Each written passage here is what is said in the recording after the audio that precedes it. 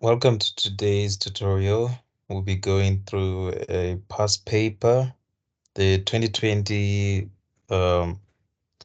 SSA. So let's check the background of the application. So a trip to the dock. The Utopian Electrical Supply Commission has been struggling to maintain a stable power supply ever since the onset of the event.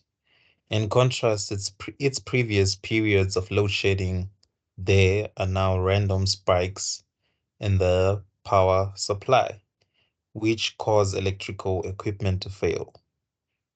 To combat this, rather than fix the underlying problems, the Commission has asked you to create an educational game themed around restoring power to a two-story house. It is worth noting that the Commission has resisted modernizing domestic electrical systems, so utopian houses must be reset using a fuse rather than a more modern trip switch. So we have a two-story house. So the one on the left, it could be the first story, and then the one on the right could be the second story of the house. So it's two different stories. And then you are supposed to, okay, let's see as we go down. So there's a player, there's a visible space, which is the empty squares. And then there's a fuse, which is the black circle. Okay, so, okay, there's a player, which is a double circle. Okay, so this is the player over here. And then we have visible empty spaces. So it's the empty space, it's the empty spaces within the player's square radius, I think. And then the fuse, which is a black circle. There's the fuse here. That's the fuse. And then a torch cabinet, which is a triangle. There it is here. That's the torch cabinet. And then darkness, which is blue gray squares, blue gray. Okay, blue gray squares, which is this one. So that's the darkness. And then we have a fuse box, which is the star. So there's a fuse box. And walls, which is black squares, and then stairwells, which is crossed circle. So these are the stairwells. So whenever you're creating a game, the first important thing to do is to define your game features or your game characters. So let's start with that. So I'm going to open Notepad, and then I'm going to define my game features, right? So let's check. Let's just write this down, copy and paste. So let's define our game features. So these are going to be our game features. And then squares, fuse box, then walls, then stairwells. Okay, so let's define our game. So a player obviously going to be defined by the letter P or the character P. And then empty space, it's visible space, right? So with empty space, I'm gonna use dots for that. And then a fuse, I'm just gonna keep it simple. I'm just gonna use F for a fuse. And then a torch cabinet, just gonna say T for a torch cabinet. And then darkness is blue-gray squares, right? So let's see. So these are the blue. This is the darkness. So it's blue-gray squares. So what character we're gonna use? So let's use the asterisk to represent that, and then a fuse box is going to be a star. So for a fuse box, let's say let's say we're gonna use the hash symbol for that. And then walls, let's see, walls. It's black squares, so these are the walls. So walls, let's use the @ sign. Or we can just do it like this. Let me see. Let me just swap them around. Let me use an @ sign for the fuse box and then a hash symbol for the walls. And then stairwells, what is that? It's a crossed circle. So these are the stairwells. So let's define stairwells. What symbol are we gonna use? So let's use the percentage sign. Okay, let me just use the $ for that. So these are going to be our game features.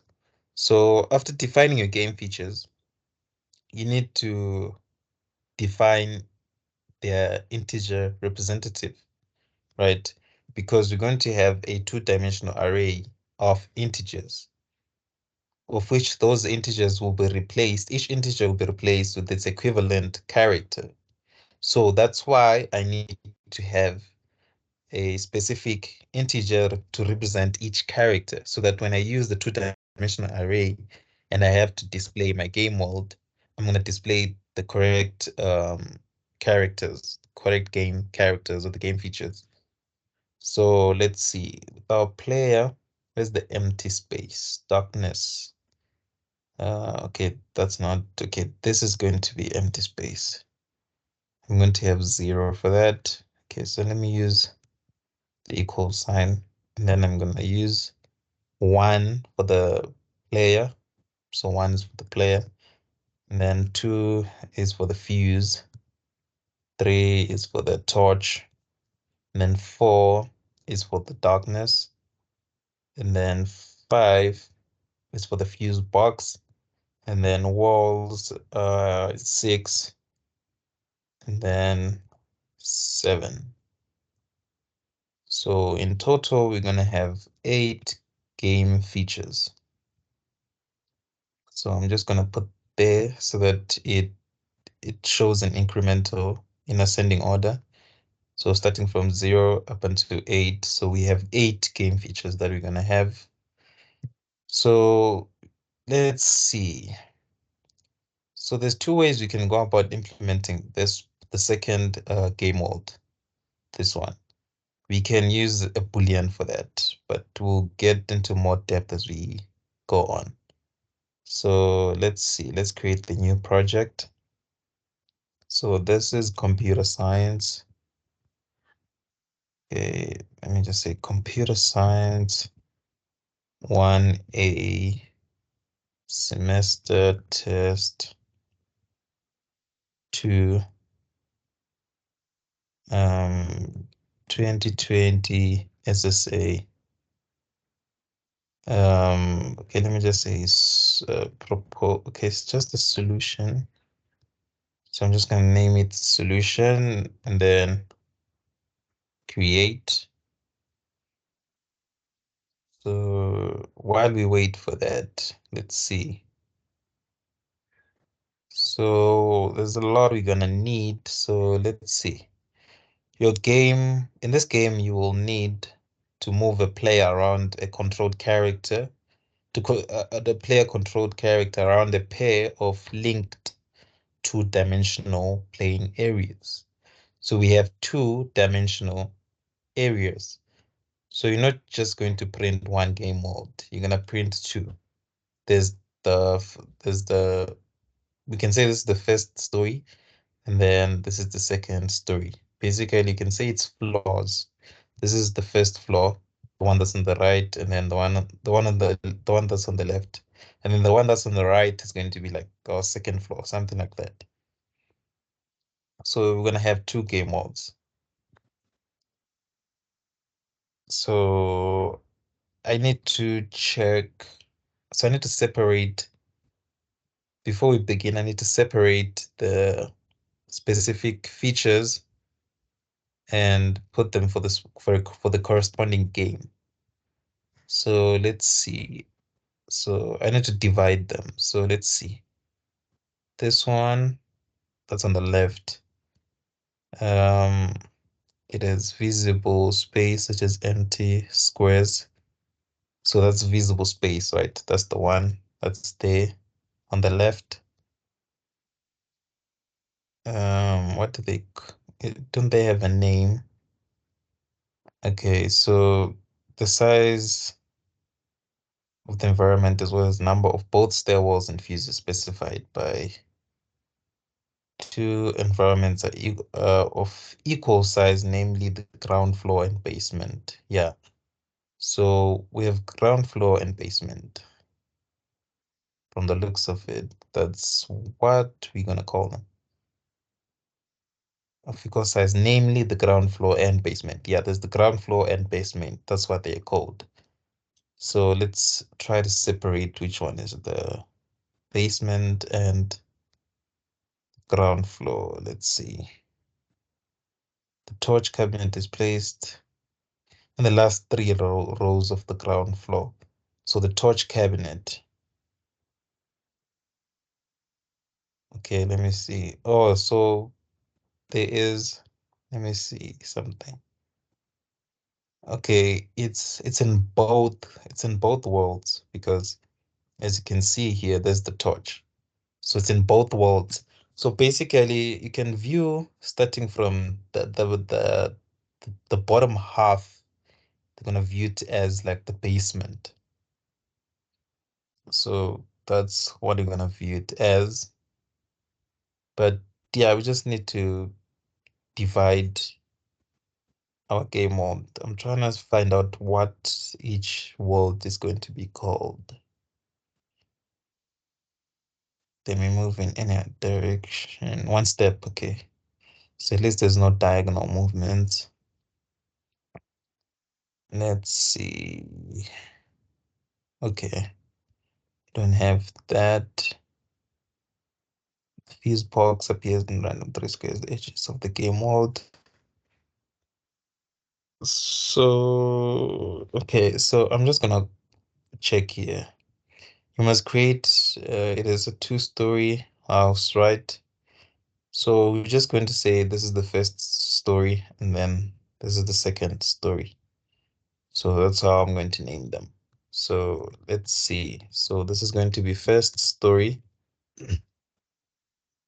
So this is the first story and then and then we're going to check what other features are there in the first story. So let's see. We have visible space. We covered that. So I'm just going to highlight the ones that are there inside this this first story.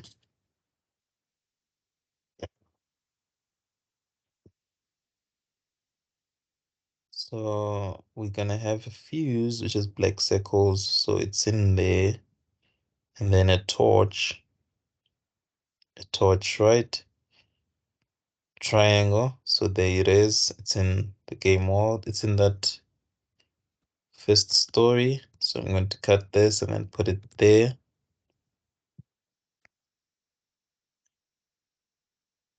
So let's check. Darkness is this part, the second story, and then fuse box is the star. So fuse box, so the box,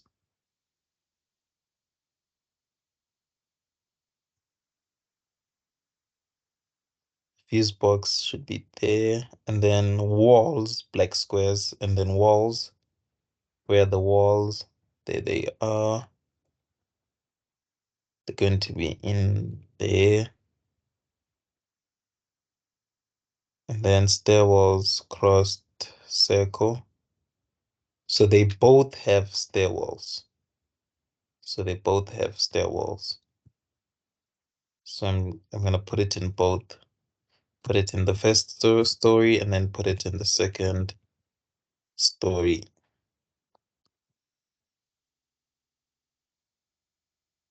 So the first story has quite a lot of features. Yeah, it has more features. So we have separated our features. So now we can start. So I'm just going to copy this namespace and use that as my headers, as my header file's name and CPP source file's name. So I'm going to create a new header file, dark space. There's the header file. Okay, make it a bit, okay, and then I'm gonna have the source file, dark space. And then before I even begin coding, I'm gonna add the necessary features, the imports, all those things. The hash includes and so forth. So I'm gonna say hash include the header file, darkspace.h, right? And then namespace, darkspace. Those are the two things I need to add in that class. And then in here, I'm gonna need quite a lot of classes, a lot of files to include. So I'm gonna need the IO stream. I'm gonna need that. And then I'm gonna need the ctime library. And then I'm gonna need the string stream library. And then I'm gonna need the C asset library. And then I'm gonna need the library for exiting. So it's cstdlib C standard library. And then I create the namespace, dark space. There we go. And then I go to my main.cpp. I say hash include the header file. So it's darkspace.h. And then I use the namespace. So using namespace, dark space. And then I also need to say using namespace standard so that I don't have to type this every time.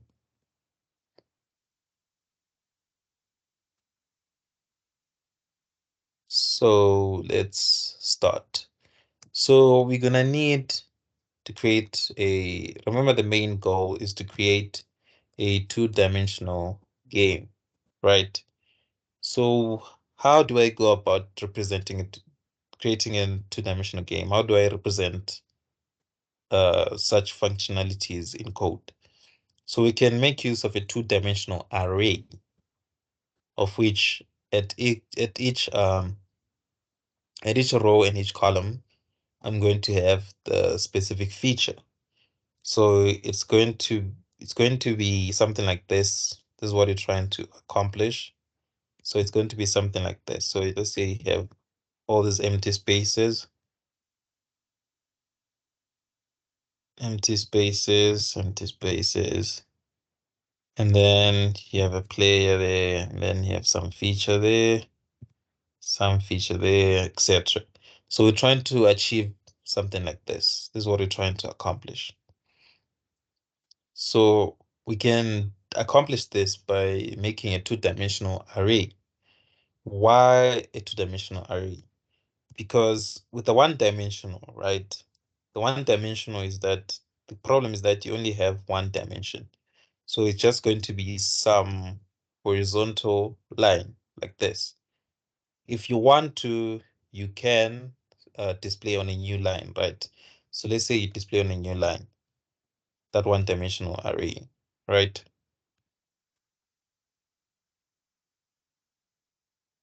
That one-dimensional array. So it's going to be something like this.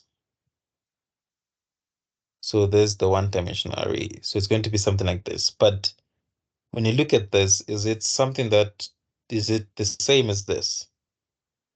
It's not the same. So we want to have a two-dimensional game. So it's not the same.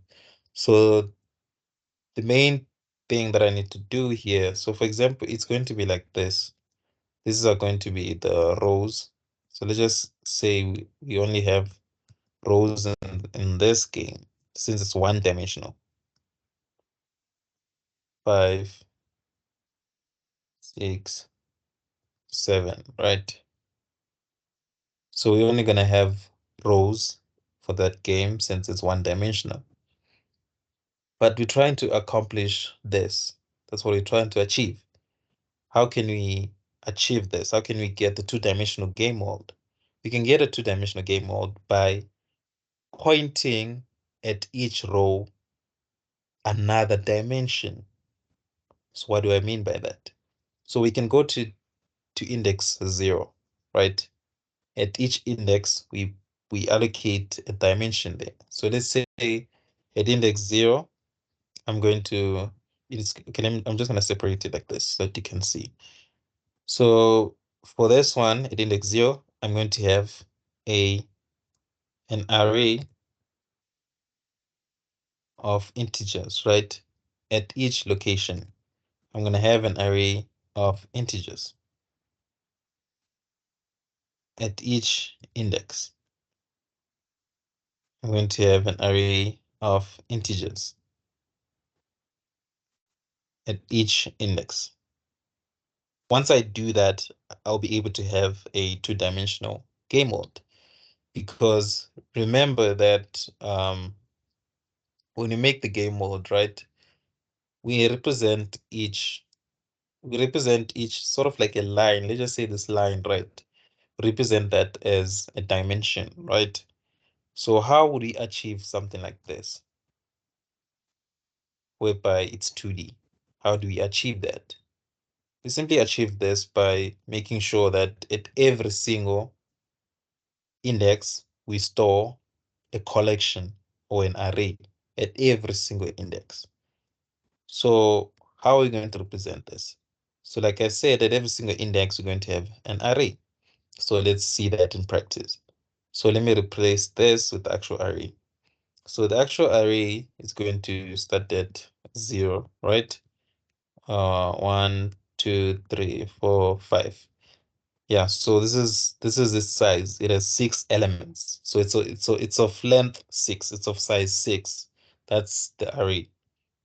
So now I'm going to create a I'm going to create a new array, a one-dimensional array at that specific index. So let's do that. So that means I'm going to have something like this. You see, I've already achieved one of the goals. So one of the indexes, it contains a one-dimensional array.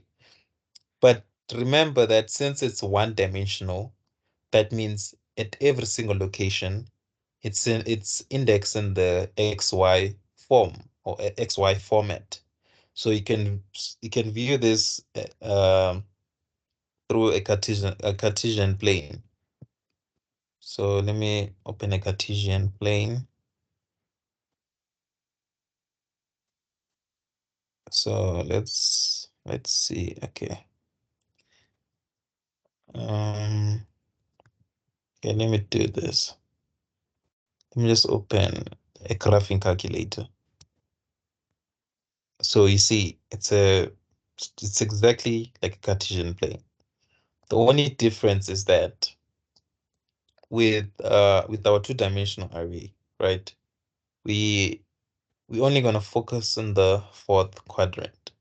So this quadrant is what you're gonna focus on. So it's going to start at the top, it's going to start at 0, and then I have my y-axis. And then at the top, it's going to start at 0 again. Remember that this origin is at 0, 0. So the x value is 0 and the y value is 0. So if I'm looking at the y dimension or the y line, it starts from 0 up until the last y value. And then you start again, but now I'm looking at this from a horizontal aspect. So I'm going to start from 0 and then I go that side. So that means at every single location, it's indexed in the XY coordinate to XY format. So if I wanted to get, for example, this point here, this point over here, I would have to look at the X value and look at the Y value, and then I can be able to index the specific point and get the specific value that I'm looking for. So we're going to follow the same approach that the Cartesian plane follows, but we're only going to be looking at a at the fourth quadrant. So just put that in mind. As you can see, there it is. There's 0 here, and then there's 0. So you can imagine this is like the y, the thing, the x line. This is like the x line. And then the one that goes down like this, the horizontal line, the vertical line, it's going to be the y. So this is going to be like my y's. And then these are my x's. Okay, sorry about that. So these are going to be my x's. So how would I index this character? It's going to be at index 0, basically when x is 0, and 0 again when y is 0. So it's going to be indexed in this format. I'm going to say x, y. So that means in order to find this coordinate, that means my x is 0 and my y is 0. That's how I index that specific coordinate. So that's how I was saying, I was trying to raise that point so that you can see that there's no need for me to have this now. Because now the starting point, the coordinated index 0, it's not just one element anymore. It's a whole line or a whole collection or a whole set. Any way you can, any way you want to view it, it still applies. You can view it as a set or a collection or anything along those lines. So it's no longer just one value. So I need to delete that because it's not in existence anymore. So now it's going to start like this, and then at index 0, it is a whole collection of a whole collection of an array of integers. And then I do the same thing for the others. So that's why when we create a for loop and we allocate each row to be the same size. So it's of the same number of columns. It only makes sense because imagine if you're making a game mode and then now you have something like this. You have more columns there, and then here you have few, and then let's say here you only have one column, and then here you have an extra one there, and then here it's the same as the first row, and then here you have something like this. So you see, if we create it like this, our game wouldn't have any meaning because why are the arrays at every single index of a different size?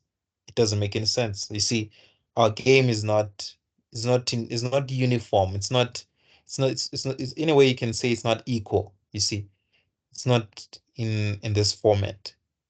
It needs to be in this format, right? That's what you're trying to achieve. Because if you look at the question paper, this is exactly what you're trying to achieve. This. So that means every single row or every single horizontal line, it needs to have the same number of columns. So I'm going to remove that and then give it the same number of columns.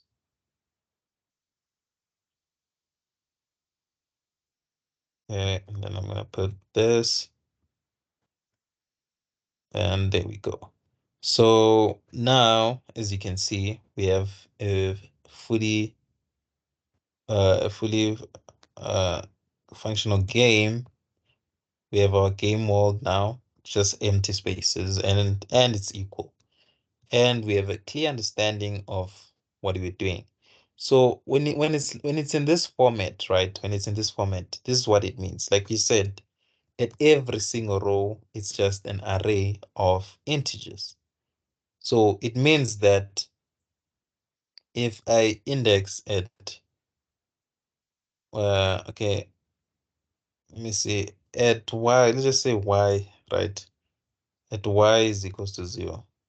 That's the index, right? That's the index that we're basically, that's a position in an array that we are evaluating, which is basically the first row, right? That means the first row, it has a collection of x values.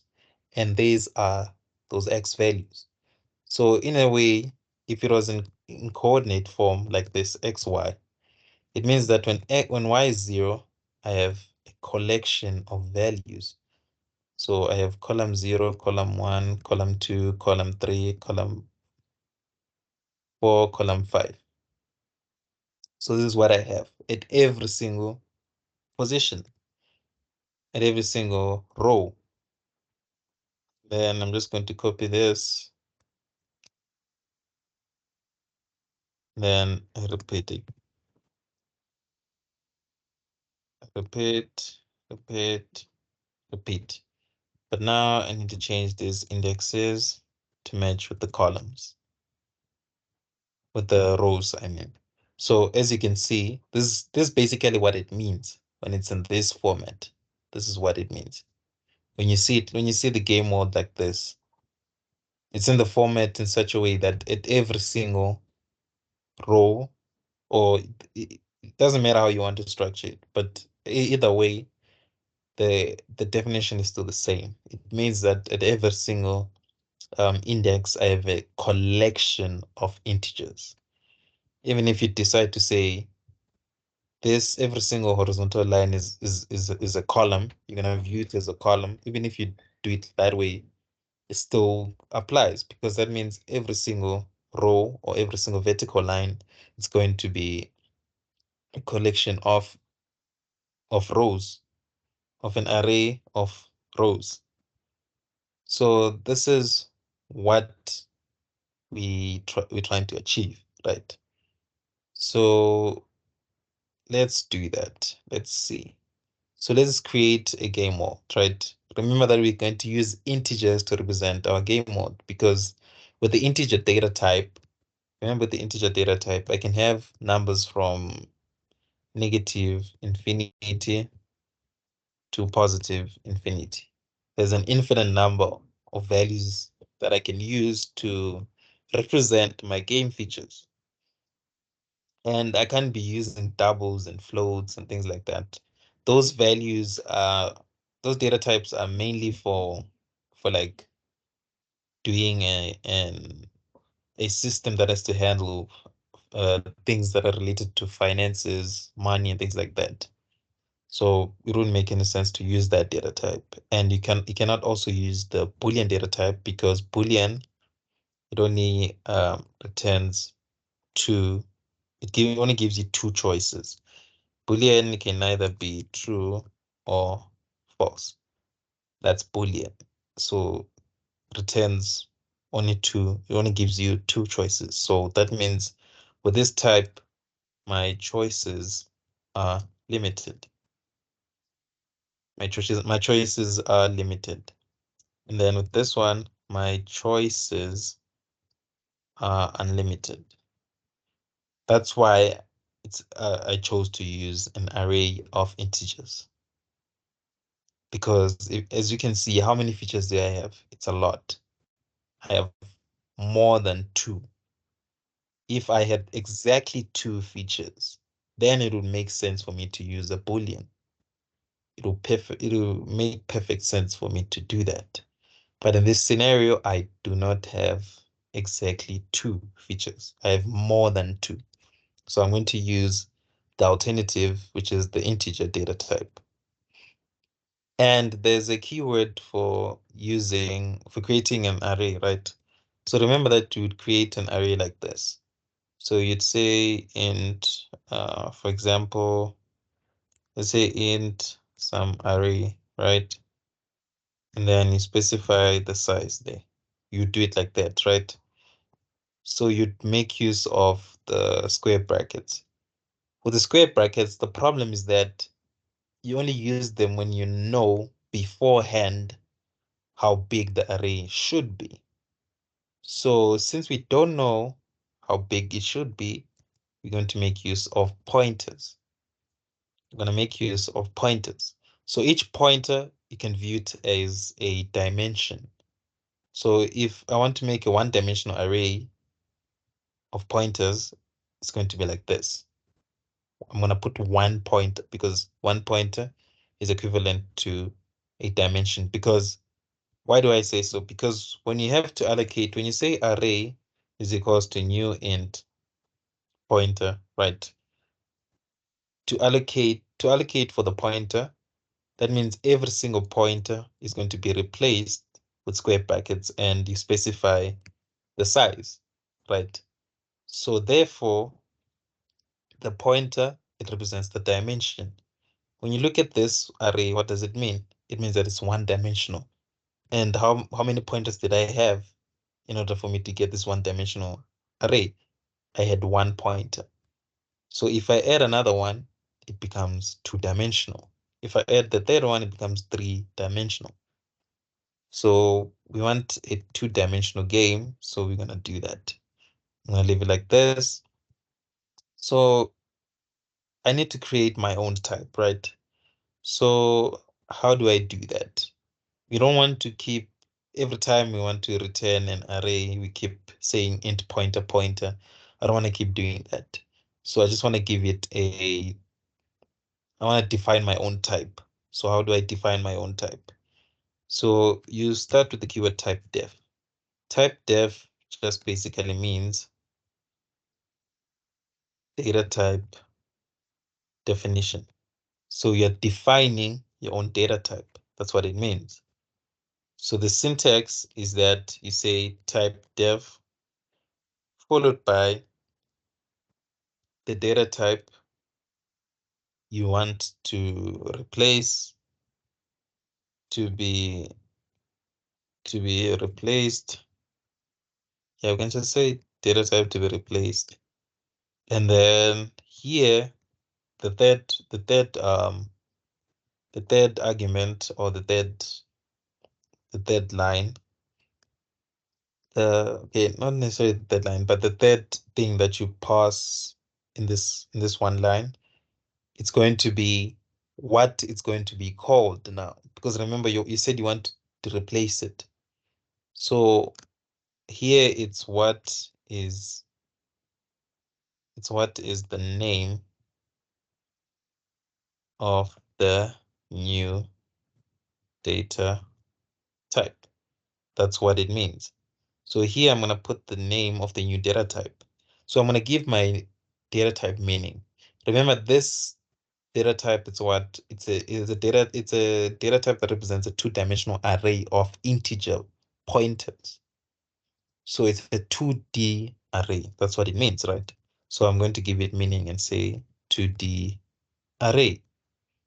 Fairly straightforward. So now let's create our features, right? So I'm going to do this. So I'm going to copy this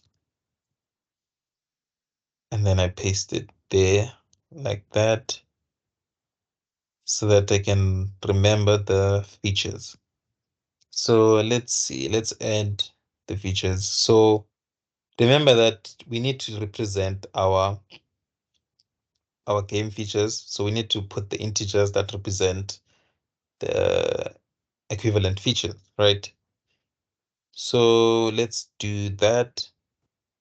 Let's put let's declare the game features that represent those.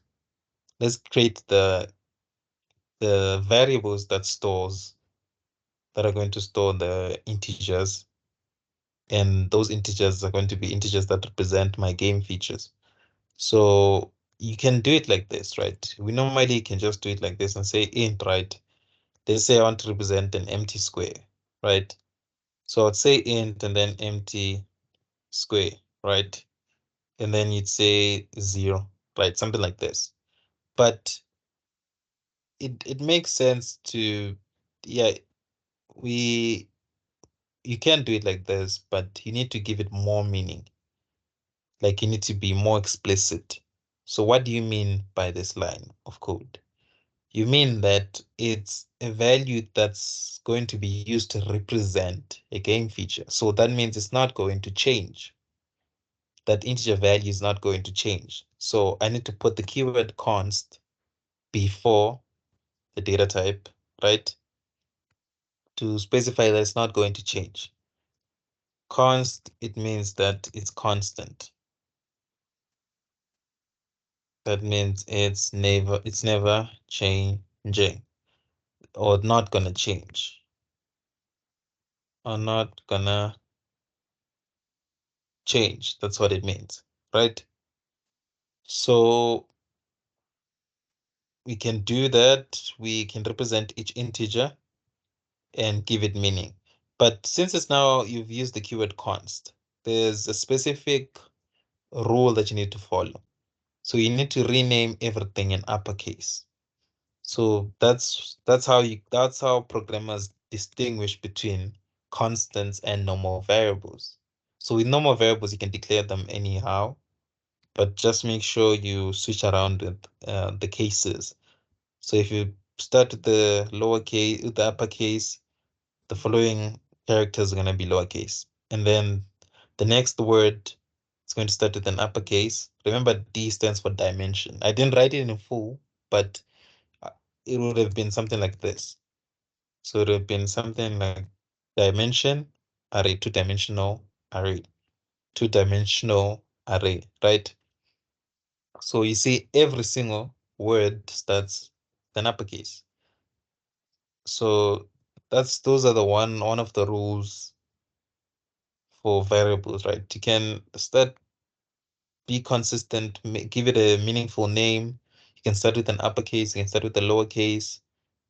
And if the word is too big, you can separate it with underscores, divide each word with an underscore. You can do that. So with constants, they are unique in the sense that you need to make them uppercase to signify that it is a constant. It's not going to change. So you're going to put it in all caps. If you look at this variable, it keeps changing, right? The cases keep changing. It's T, W, W, O, and then an uppercase, and then a lowercase, lowercase, lowercase, lowercase, you see. So it kind of signifies that this variable can be changed. It is mutable. This variable is mutable. That's what it means. It can be changed. And then with the constant, we're trying to signify that it's immutable. It cannot be changed. So it cannot be changed. So once you've declared it, if it's zero, it's going to be zero throughout, which is perfect because that's what you're trying to represent. Each character is going to have a specific integer value that's equivalent to the character.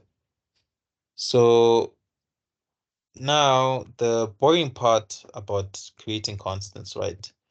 You're gonna end up having something like this: int player, and then const. You see, you keep saying const nonstop. You keep repeating yourself. So there's a clever way to group constants. If you see that you keep repeating them, there's a clever way, or there's a feature that group those constants. So you can use what we call an enum. Enum basically means enumerate. So give variables integer, or give variables values, numerate them. So give it values, let's say starting with 0, 1, 2, and so forth. Numerate them. So give it values. So we can use an enum for that. So you say enum and then followed by the name of that enum. So what do they have in common? This is constants. These constants have in common that they represent features, game features. So I'm gonna use the prefix e so to remember that, oh, this is an enum. I don't want to forget that it's an enum. Because when you start writing code, you tend to forget data types and things like that. Let's say you now have, for now you're making very small applications. Let's say you now have 14 header files and 14 source files or CPP files. It's going to be very, very hard to keep track of every single data type. So that's why it's convenient to use a prefix and say E features. I know E stands for enum. That's how you give it meaning. And then you start listing your, and remember they also make use of the same rule that they need to be in all caps, all of them. Every single letter needs to be in uppercase. So I'm going to say empty square like that. So by default, when you put let me just put a different name like this so that it stops moaning.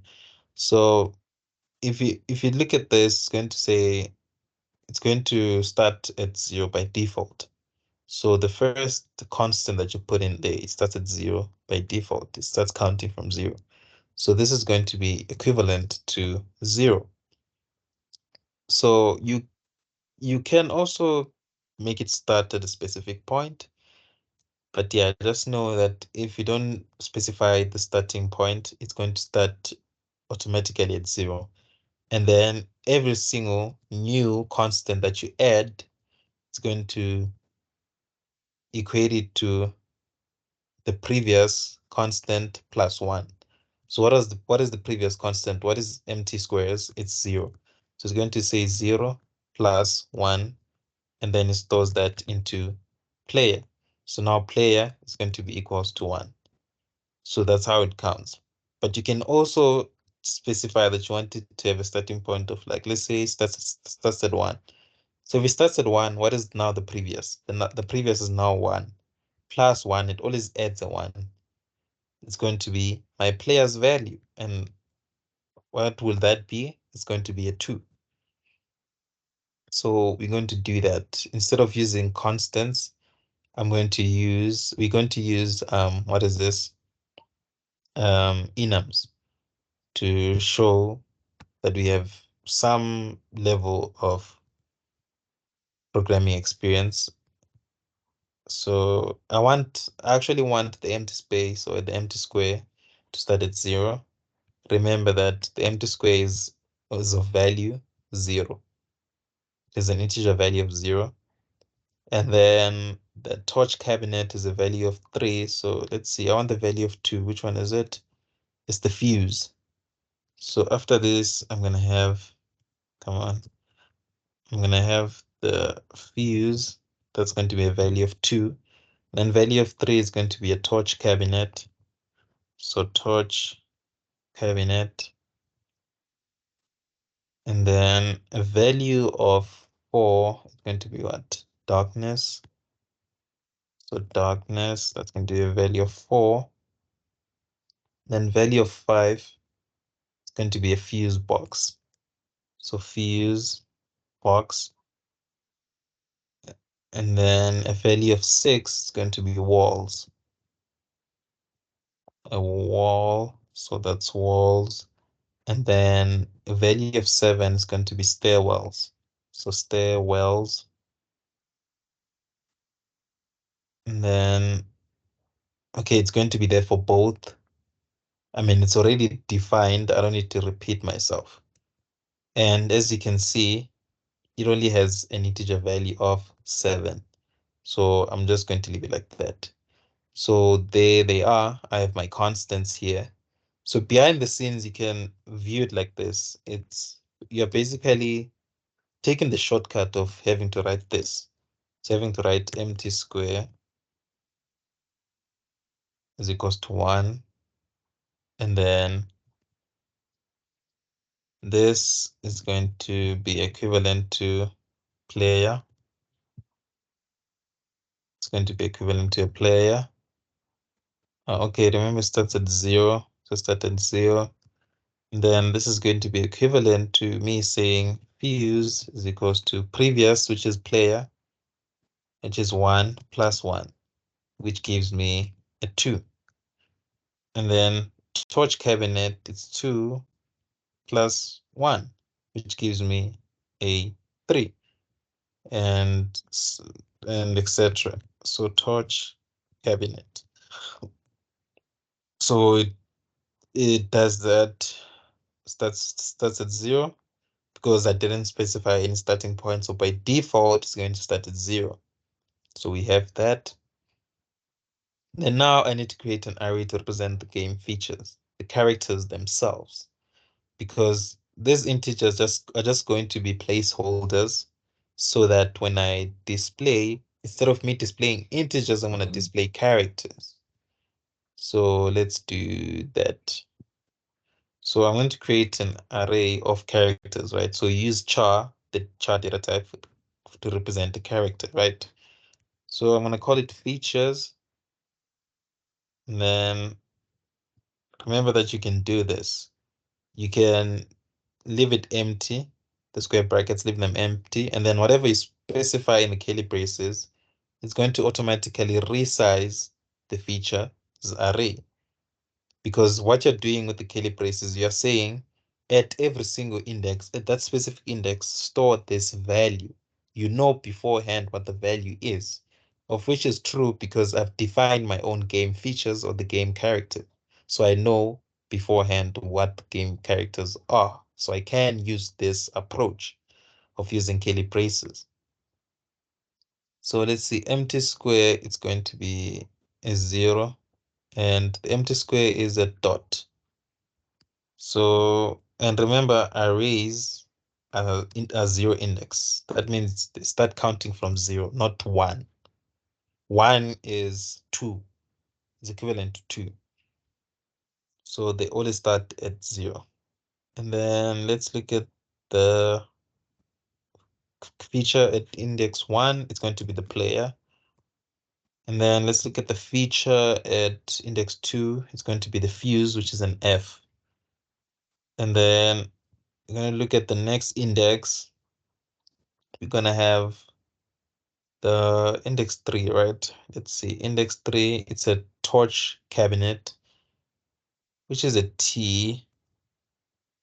But with the T, I'm not quite sure about that.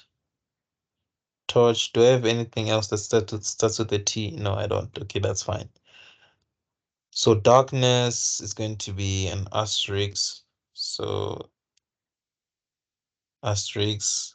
And if you pay attention to how I'm structuring them in my array, pay attention to how I'm structuring them.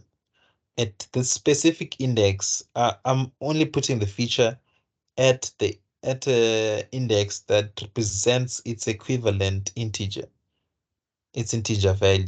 So if I'm at index 2, I put what the fuse, because the fuse is represented by the integer value 2. So that's why I put them like this. That's why I'm checking so that I maintain that structure or that yeah, that format. So now we need to go in index 5. What is index 5? It's a fuse box, which is the at symbol. Index 5 is a fuse box, which is the at symbol. And then index 6 is the walls, which is the hash symbol. And then index 7 is the stairwells, which is just the $sign. And then there we go. We have our game features. Here we're just declaring the integer representatives for those features.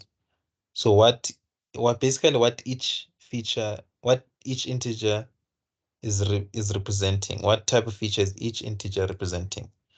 Okay, there's nothing coming after stairwells. I don't need to put a semicolon, a comma there. I don't need to put it there because there's nothing coming after stairwells. So I have this, and with our game features, right? Remember our game features, they are not going to change. There's no way there's no way in your game you potentially change features, right? So for example, and it can be any game. For example, you make a game world, a game, just basically a game. You make a game, let's say a soccer game, right? And then inside that game, there's players, right? The soccer players, the strikers, defenders, midfielders, goalkeepers, etc. Are you going to miraculously change? Are they going to miraculously change? So for example, instead of the players kicking the ball is going to now kick the players. Is that ever going to happen? No, it won't happen. That doesn't make any sense. So that means my game features do indeed not change. They don't change. Since they don't change, remember the feature that we need to use, it's constant. So I need to say it's constant. It's not going to change. So I have that. I have my two-dimensional array. And I'm also going to need constants for the status codes, right? To exit, when I'm exiting the game, I need to give the integer values meaning so that I know what each integer value represents. So I'm going to call it status code. It's for the status, like what's the current status of the application. And I'm gonna use integers for storing the status codes. Remember, a code is just any integer value. So what are the status codes? So I wanted to start with error in argument count. So there's an error with the number of arguments, and then error in converting to, error in converting to int, right? And then I'm gonna have an error in range. So when we're checking the range, there happened to be an error occurred, right? So I'm gonna have that, and then I'm gonna have success at the end to just say that, to just show that it was successful. So since I want this to be 0, because that's how you represent success. As you can see, this function returns, if you look at this function, it returns an integer, right? It returns a status code, and the status code for success is 0. So I'm going to give that meaning too. So I want this to be 0. And whatever starting point I choose is going to increment by 1, right? So I want it to increment by 1 in such a way that it gives me success. So let me look at the previous. So basically now it's basically trying to solve for x. So if error in range, right? Let's just say error in range. That's the previous, right? Let's make this x, right? And then success, let's make that y. Gives us an answer, which is just 0, right? So let's just think about it from a mathematical perspective. So I'm going to have x plus y, which is going to be equal to 0. And then I know my y, and I'm trying to find x. So all I'm going to do, I'm just going to say x plus what is y? Y is success, the value of success, which is what? 0. So it's going to be 0. Wait, the answer, something is not right with the answer.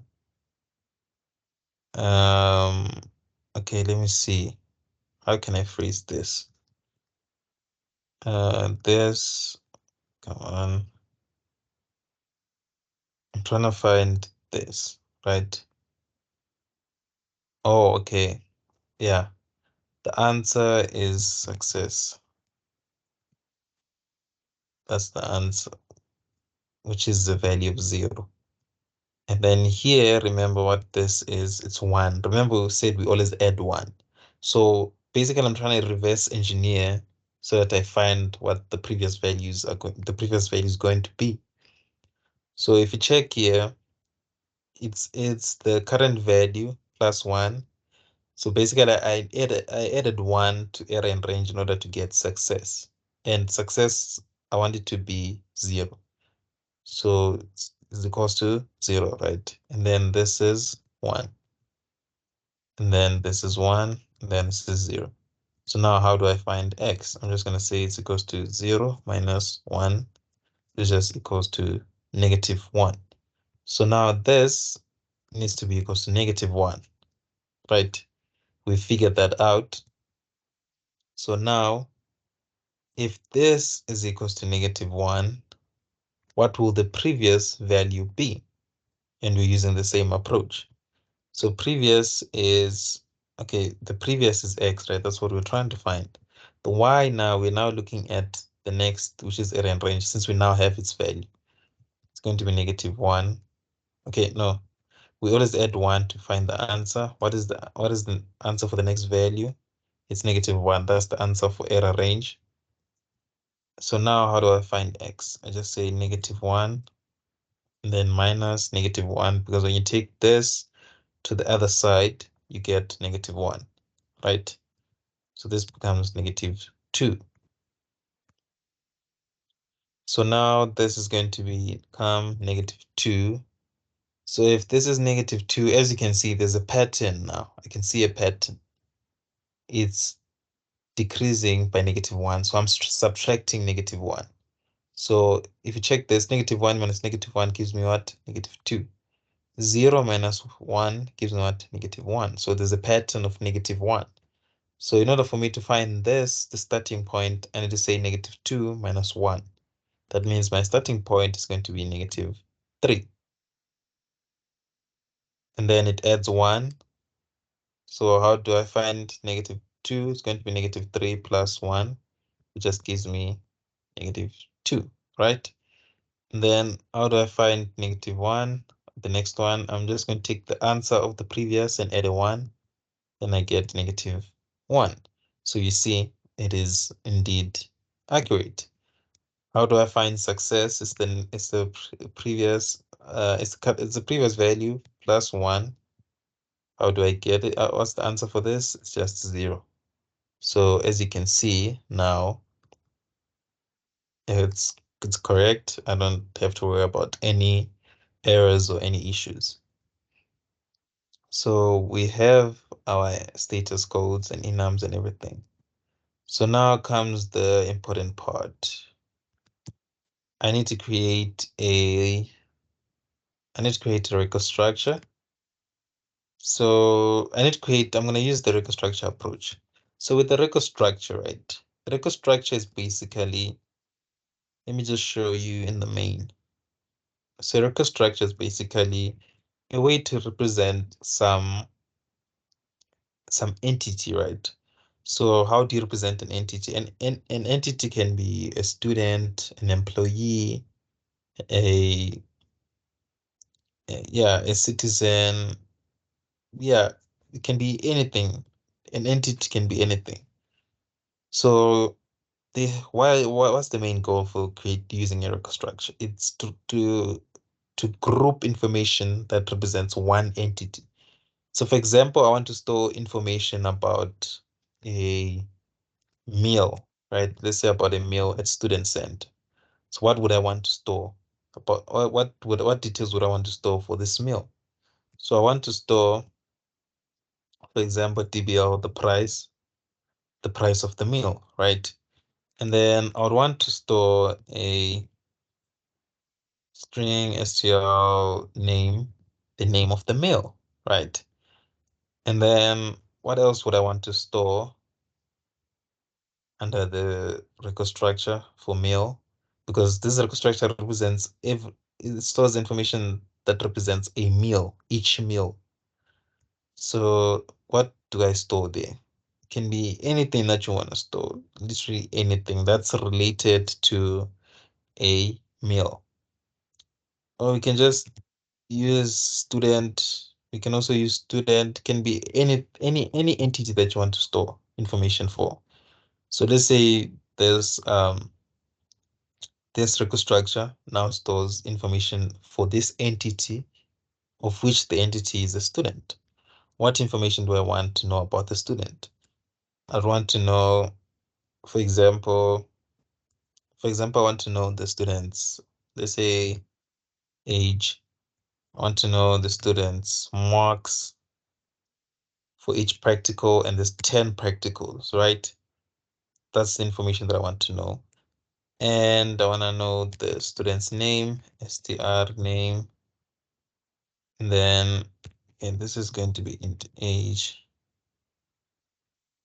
int marks, and then I want to know the student's last name. So as you can see, it's information that represents one entity. It gets grouped inside the record structure. I store variables inside a record structure. So now, since I've basically what I've done, right? I've created an entity. I've basically created a student. So that means the name of this record structure student, this name student, it becomes a data type because I've created a student entity. So now I can use this, as you can see, it's highlighting to show that I can use it as a data type. So let's say this is the first student, right? Student one. And then I say student dot, let's say dot str name. I want to store the student name. Let's call him Jack. Okay, let's call him Baki. And then I want to store the students. And now when you want to remember, and this is how I reference to that student.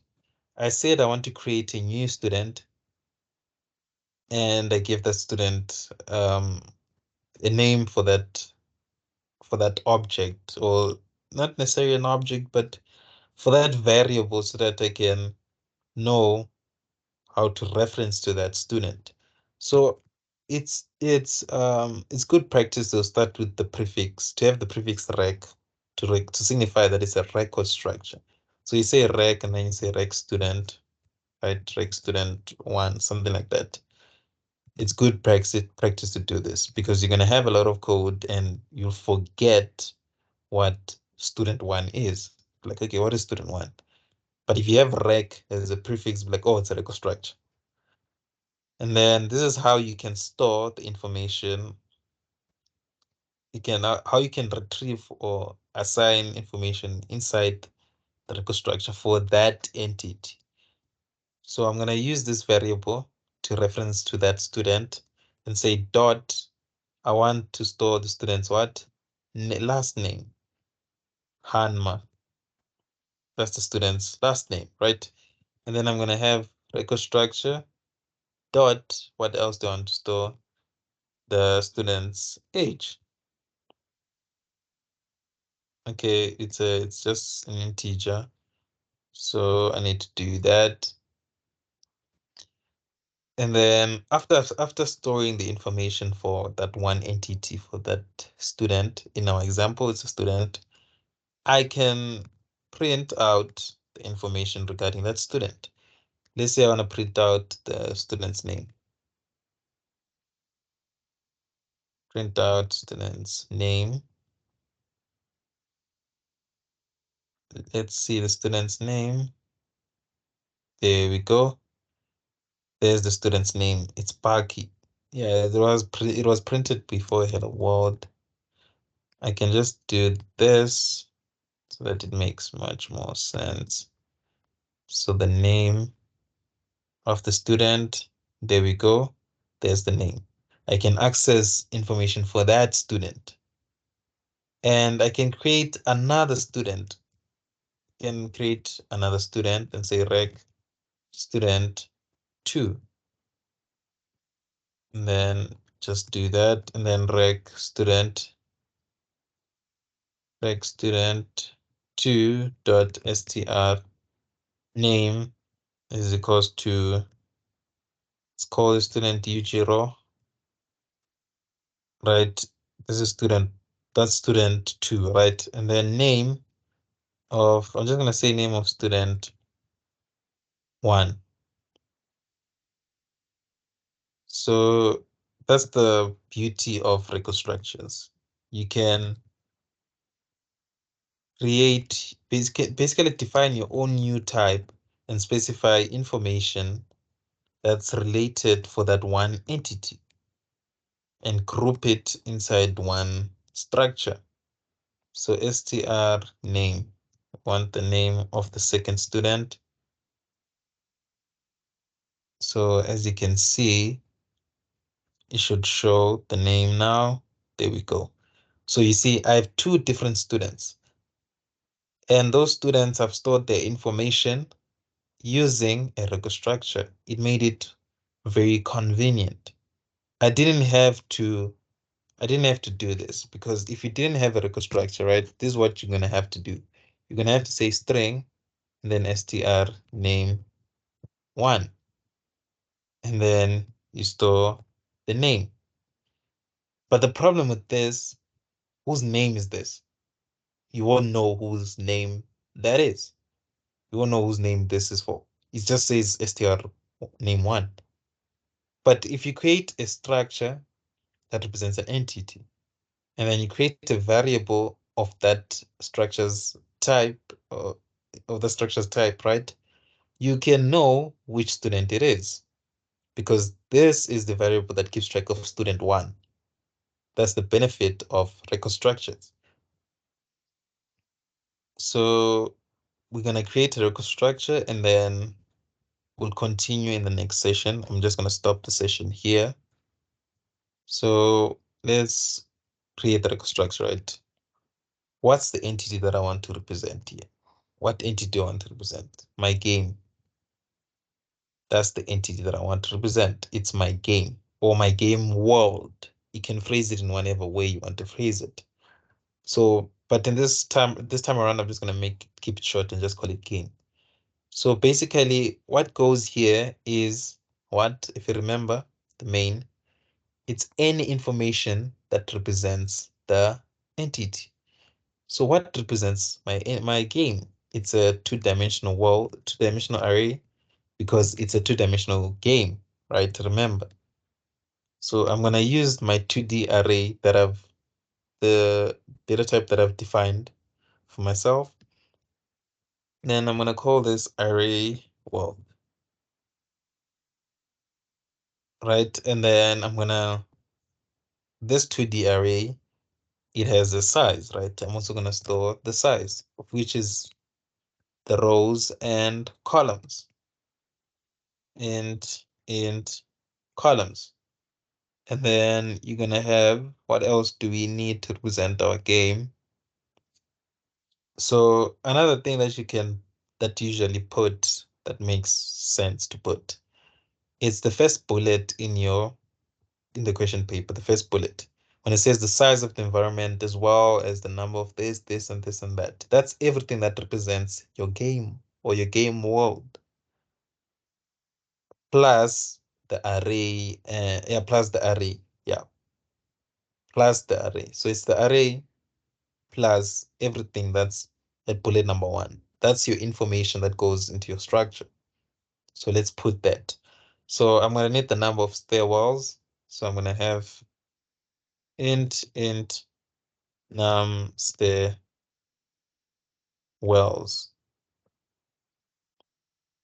Int num stairwells, the number of stairwells. And then you're gonna have int num, is it fuses, right? Yeah, int num fuses. There we go. We have that. And then that's about it. That's the record structure that we're gonna need. You're only gonna need this so far. We're only gonna need this. And you can also add extra functionality. You can also store